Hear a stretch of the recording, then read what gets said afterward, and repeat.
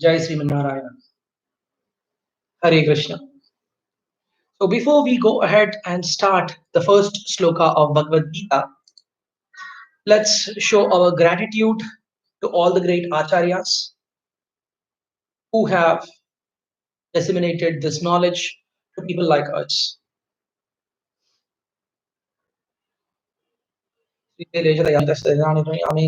अस्मद्गुरोर् भगवतो सदैकसन्धो रामानुजस्य शरणं प्रपद्ये मातापितायुवतिकस्नया विभूतिः सर्वं तदेव नियमेन संयानाम् आद्यस्य न कुलपति वकलाविरामं श्रीमत्तङ्गिरिगुरुं प्रणमामि मोद्ना ऊतं तरस्य महदाय भट्टनाथ श्रीभक्तसारकलशेखरयोगिवाहन् भक्ताङ्गिरिवरकालयं श्रीमत्पराङ्गिरिवलं नडदस्मृत्यं जय Sriman Narayana.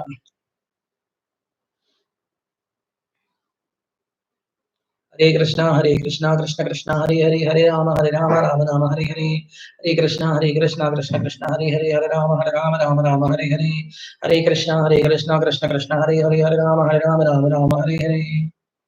Jai Sriman Narayana. So today we're going to start the recitation of Bhagavad Gita slokas. So as we discussed, so this initiative is something that I have thought in this corona crisis. And since there is a lockdown, so I thought I will try to share my knowledge that I have gained on the great Bhagavad Gita. So since the lockdown is for another 15 days, I'm going to cover only the most important slokas of Bhagavad Gita, not all the 700 slokas, only the most important 108 slokas as per the acharyas. So the first sloka, it starts with it's a question that is being asked by Dhritarashtra to his charioteer Sanjaya. So I hope you people have the Bhagavad Gita books in your home. If not, no problem.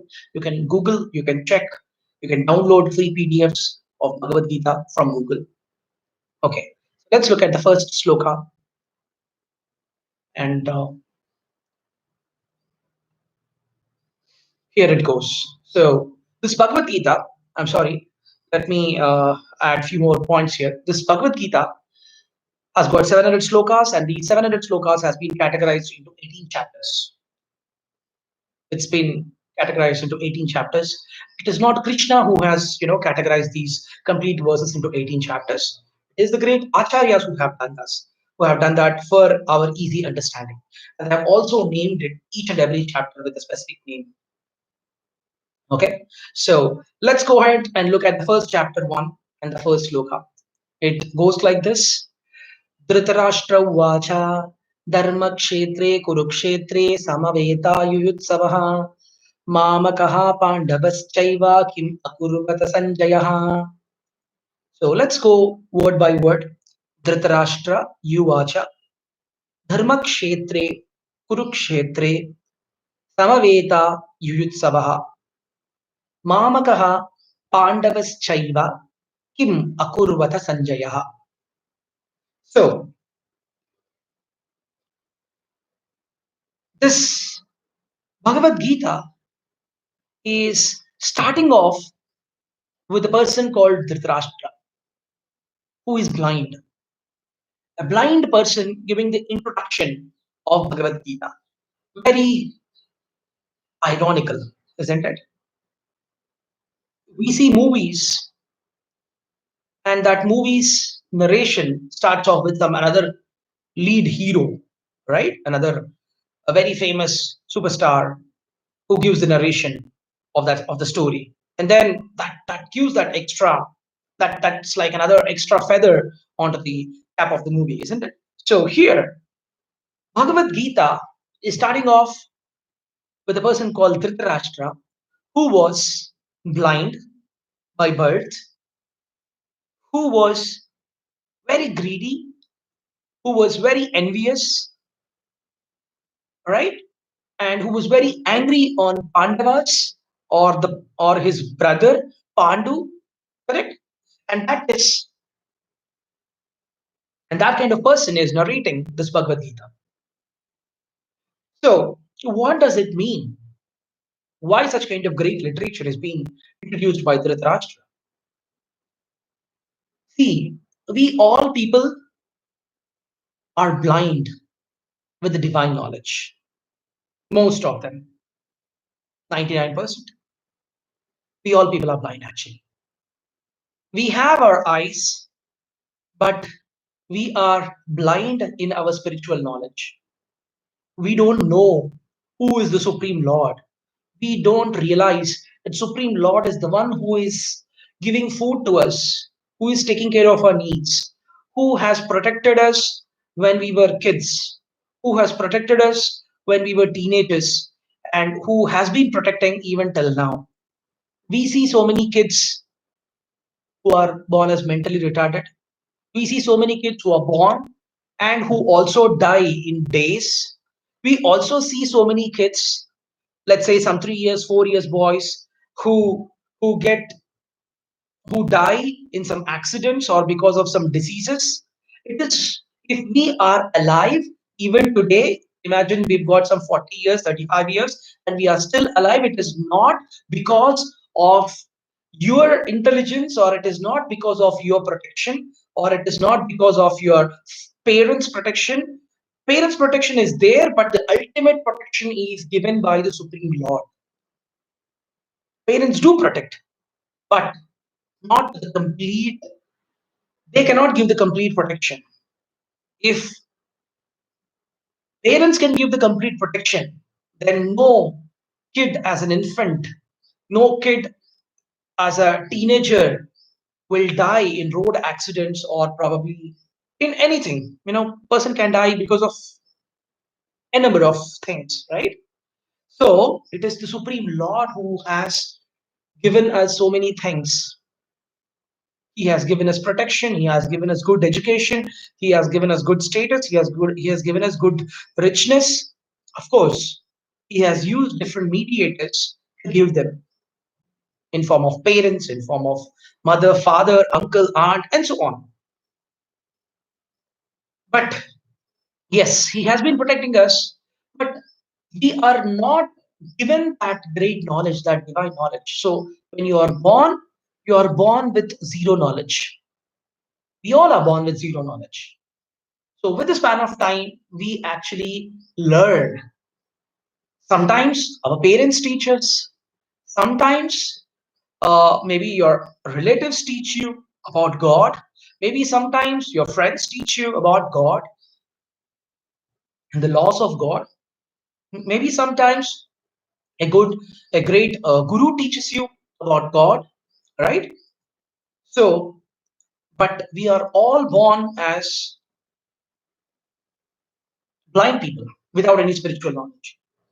And I said, there are some people who are born with great knowledge, and those people will definitely become great acharyas, like the great Adi Shankaracharya, like the great Ramanujacharya, the great Madhvacharya, right? The great Chaitanya Mahaprabhu.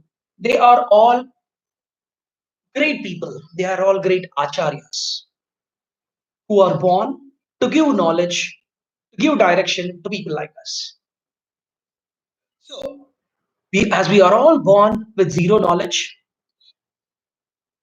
that means we are all blind, right? Dhritarashtra is also blind. So Dhritarashtra is asking the question, what has happened in the war field of Kurukshetra? Then he gets to know the real knowledge through the help of Sanjaya, the charioteer. But how come Sanjaya gets the knowledge or is able to predict or assume things or foresee things that is happening in Kurukshetra? Because Dhritarashtra and Sanjaya are sitting in their kingdom in Hastinapur. But how is he getting all this uh, information? It is because of Veda Vyasa Maharshi, who gives the boon to Dhritarashtra. He says, if you want, you can see the war that is happening between your sons. But Dhritarashtra says, no, I did not see my sons all my lifetime, so I'm not going to see them. But I want this boon to be given to Sanjaya so that he can see and tell me what is really happening at Kurukshetra. So that is how Sanjaya is able to see all things that is happening in Kurukshetra, and that is why Sanjaya is brought into this great divine knowledge Bhagavad Gita. So Dhritarashtra is a blind person, and we are also blind people by birth, without any knowledge about spirituality, without any knowledge about the Supreme Lord, Narayana.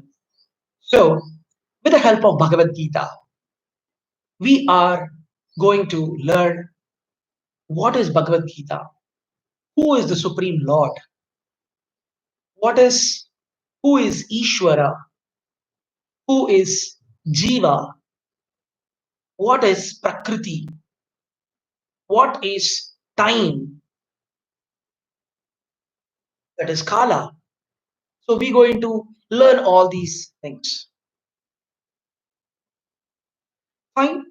So Dhritarashtra is a blind person who is trying to understand, what's happening, and even we are blind people to understand. Now we are trying to open our eyes and understand who is the Supreme Lord, what is this, who is this Jiva, what is Prakriti, what is time, Kala, and so on, through the help of Bhagavad Gita. That is the reason why this Bhagavad Gita starts with Dhritarashtra uvaca. So it goes like this: dharma-ksetre, kuru-ksetre. Dharma-ksetre. Dharma. What is the meaning of dharma? In simple words, it is righteousness. And if you have to explain it more, dharma is the original instinct that is there with any object or with anything or with any person. Like, for example, the dharma of water is cooling attitude. The dharma of fire is the heat to burn. Right? In the same way, the dharma of a jiva or jivatma is to serve the Supreme Lord, to act as per the instructions of the Supreme Lord. That is dharma. So let's look at the sloka, dharma-ksetre. So here, Dhritarashtra is asking, dharma-ksetre, kuru-ksetre. So he says Kurukshetra as a dharma-ksetra. Why is it so? Why is Kurukshetra being called as dharma-ksetra? When do you call a place as dharma-ksetra?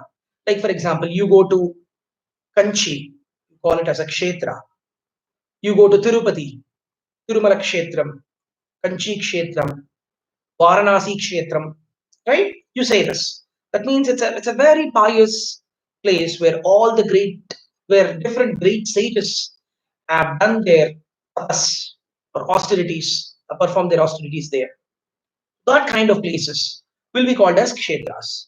But what is so important about Kurukshetra? Why is Kurukshetra being called as dharma-kshetra? We have to know this, right? So Kurukshetra.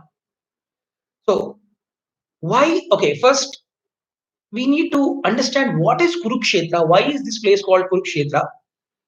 So that you understand why is this place called Dharma-kshetra. Okay, so Kurukshetra, it is a holy place according to the Puranas. So you might wonder, what is this Purana? Purana, as per Sanskrit, it means Purapi Navam iti Puranam. Purapi Navam, which is Purapi Navam. It means that something which is going to tell you, which is going to tell you some good things, how to you live your life. And it's always new. It is always new to listen, to read. And this Puranam may have happened in this planetary system or maybe in another planetary system. We are not sure about it. So those kind of things are called as Puranas. Okay? But Itihasas are something that have happened on this world, in this earth, and it has been recorded when it was happening. Puranam, Purapinavam, something which is always new, which is going to tell you some good things, some good laws, how to live life, and it may have happened in this planetary system or maybe in some other planetary system. Okay, so coming back, so Kurukshetra, this name has been mentioned in a number of Puranas. So this Kurukshetra, how did this name? How was this name coined? You know what is a kshetra? It is place, correct? So Kurukshetra, that means it is a place which was ruled by the king called Kuru, who is the ancestor of Kauravas and Pandavas. Okay, so it is the land which was ruled by Kuru, and this Kuru is a king who comes from Bharata dynasty. Not the Lord Rama Bharata, that is the brother of Lord Rama. He is another Bharata who was a great king who renunciated everything, who ruled his kingdom for a number of years, who had sons, and then who renunciated, and then he did great tapas, and then he went back to Vaikuntha. So his reign or his rule was so extraordinary. So after a few generations, that that dynasty or that lineage was called as Kuru kingdom or Kuru dynasty, right? So this Kuru, what did he do? So why did that land become so pious? So King Kuru ruled this kingdom. He did tapas in that area, and he brought great austerities, great virtues onto that land by doing great tapas. That is, he brought the great virtues like satya, forgiveness, truthfulness, kindness,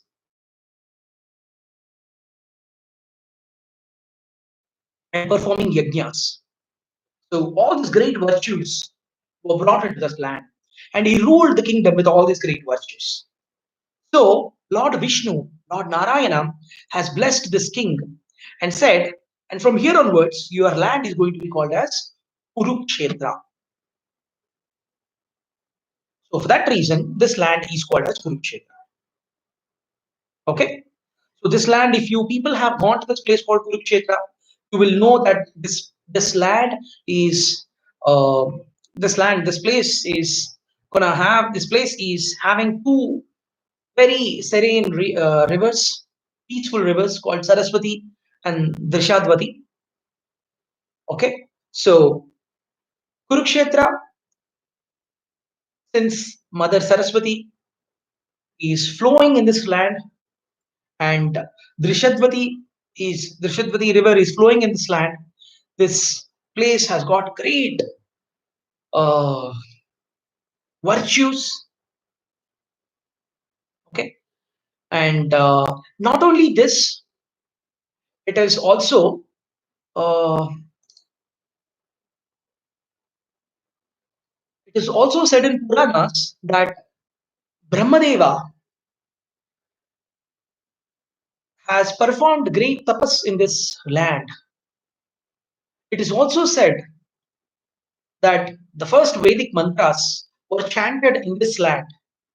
It is also said that the great Lord Parashurama has visited this place, has did great tapas in this place, and he also fought a war with Bhishmacharya in this place. So, due to a number of reasons, the reasons that I have mentioned, this place is called as Kuru-ksetra. And it is also called as dharma-ksetre because all these great personalities, all these great devatas have visited this place, did tapas in this place, great people were born in this place, and the best thing is Supreme Lord blessed Kuru, the King Kuru, that it will be called as Kuru-ksetra from here onwards. That is the reason why it is called as Kuru-ksetra. Fine. So I hope you have understood why it is called as Kuru-ksetra. And yeah, another important thing is if you have gone to Kurukshetra, you would have seen a very huge tree that is there from last 5,500 years.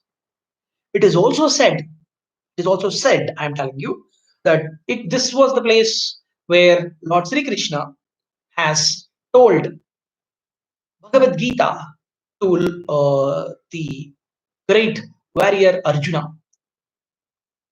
so that it's said that the tree is even alive even now. It is still there. So when you go to Kurukshetra, do not forget to visit this beautiful place where this tree is there, from very long time. Fine, coming back to dharma-ksetre, kuru-ksetre. So this Kurukshetra is called as dharma-ksetre or dharma-ksetra. Fine. So dharma-kshetra, kuru-kshetra. Samaveta yuyutsavaha. What do you mean by samaveta? Samaveta means getting assembled. So people have got assembled. Who people? Which people? It is the Pandavas and Kauravas. Yuyutsavaha. For doing what? For fighting. And Dhritarashtra asks, Mamakaha, Mamakaha, my people, my sons, and Pandavas. Chaiva, that means, Chaiva means certainly. Kim akurvata Sanjaya. Kim means what? Akurvata, doing Sanjaya. He's asking this question. So, Samaveta Yuyutsava. This sounds like very naive. When a person goes to a restaurant, he would obviously be having some food, right?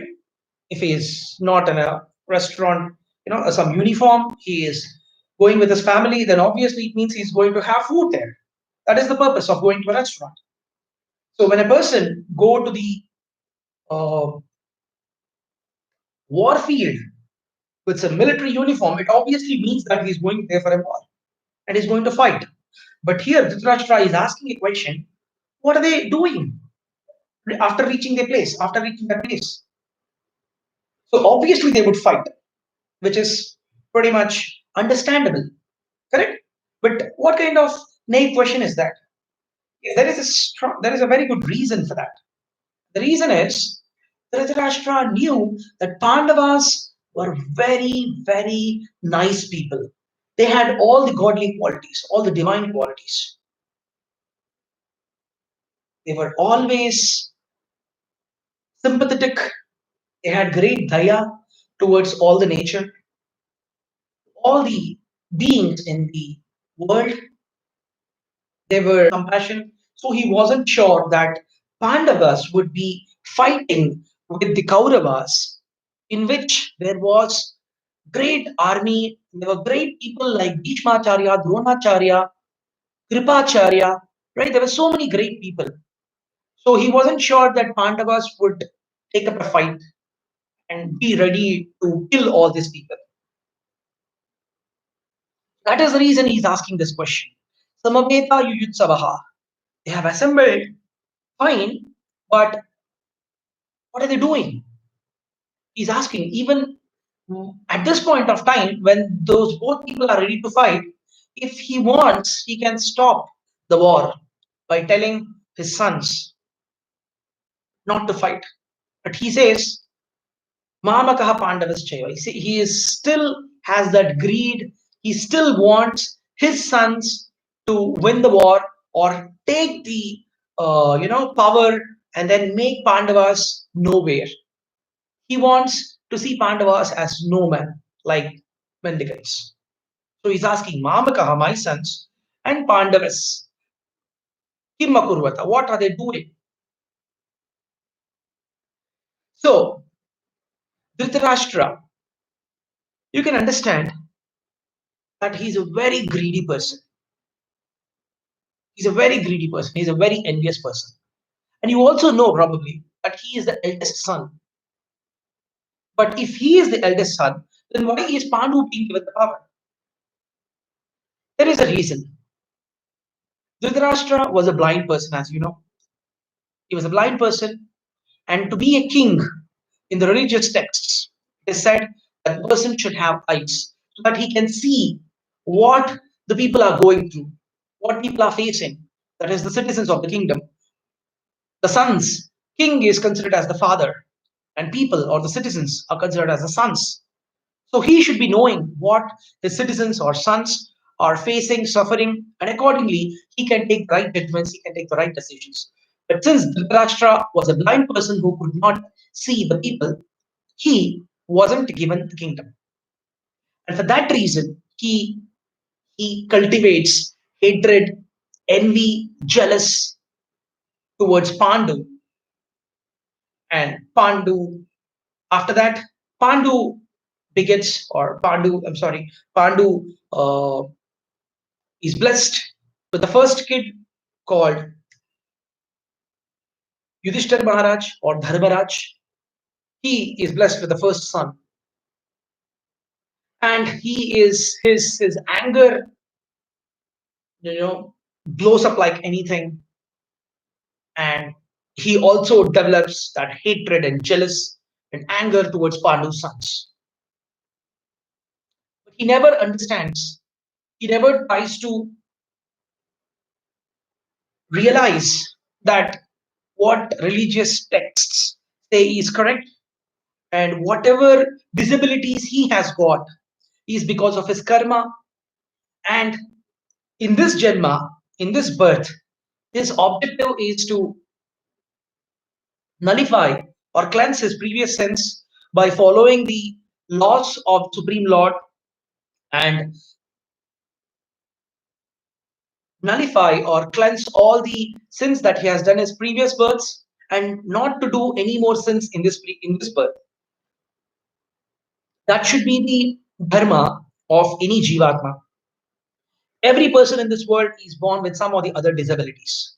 So here, once we are born, in spite of regretting on all the disabilities that we have, in spite of building or developing hatred, jealous, envy on some other person, or getting demotivated because I am a disabled person, in spite of doing that, if you take life as it comes and live life as per dharma, doing righteous activities by following the laws of the Supreme Lord, then we might not have to take another birth. We will never have to see any kind of disabilities. We will not have to see any kind of diseases. We will not have to see another birth, and we can go back to the Vaikuntha, the Supreme Lord's place. But unfortunately, many people, all people, have some or the other disabilities, right? We all have some or the other. When I say disabilities, it is not, physically or mentally. I mean to say disabilities with respect to anger, disability with respect to ego, disability with respect to hatred, or something like that. Some person is too rich, some person is too poor, some person is not so much intelligent, some person is very handsome, some person is very um, not so handsome, some person is tall, some person is very short. So in spite of having the regret and that depression in our mind, saying that I am this, I am suffering from this, let it be. Whatever suffering, whatever disability we have, let's take it. And let's ensure that we don't get another disability in our next birth. We go back to the Supreme Lord Govinda, because that is our real dharma.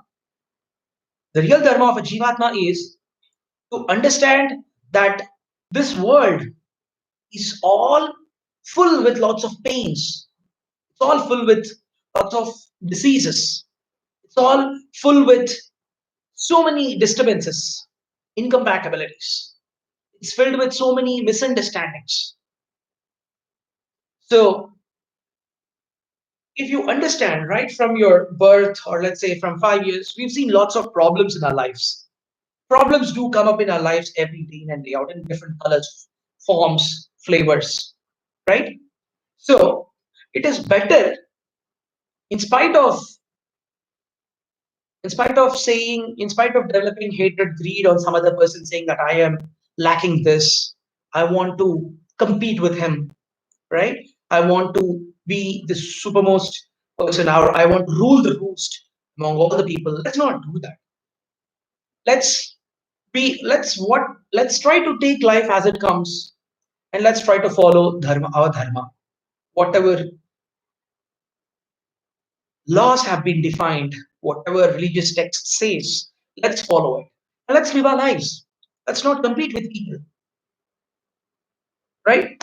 So here, dhrtarastra had this envy, greed, and all these kind of things towards Pandavas, and he was very much angry, and Pandu's son has become Pandu's son.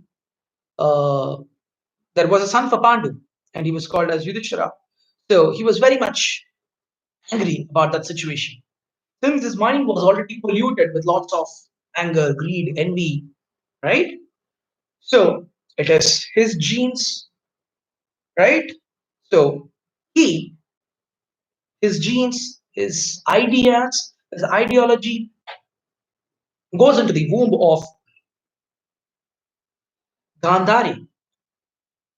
And Gandhari, though she comes from a very good family, even she was having the same kind of feelings. Same kind of feelings that my husband, though he is an elder person, the family, he is not ruling the kingdom. And now Pandu's sons or Pandu's son is going to become the king.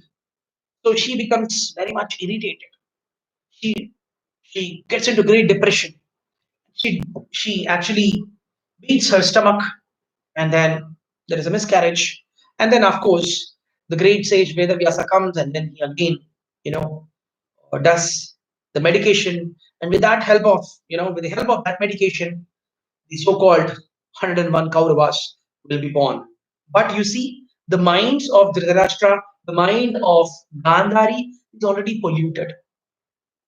When the parent's mind is polluted with lots of negative negativity, then how come the sons or the daughters can come out as great people for the society? It's very simple, isn't it? So with that great pollution in their mind, with that great negativity, right, with that great negative vibes in their minds, there comes 100 Kauravas, one after the other, and the first one is Duryodhana, who is who always had hatred towards Pandavas, right from the childhood days, and we all know that, right? So that is how the sloka starts off. So once again, let's read this sloka. Dhritarashtra uvaca dharma-ksetre kuru-ksetre samaveta yuyutsavaha mamakaha pandavaschaiva kim akurvata sanjaya. So I have tried my level best to explain this Bhagavad Gita. And yes, I think I should have I should tell you. So who has chosen this place, Kurukshetra, as a place to have war, to fight? It is the Supreme Lord Krishna. He decides that this is the perfect place for a war. It's called Kshetra. It's the perfect place. Why is it so? See, we are saying it is a dharma-ksetra. It's a very pious place. We are saying it has got lots of virtues in it. That is Shama, huh, Tapaha, and then Satya, and all these good things. And why this war is happening here? It's a dharma-kshetra, right? It's a nice place. It's a great pious place. Imagine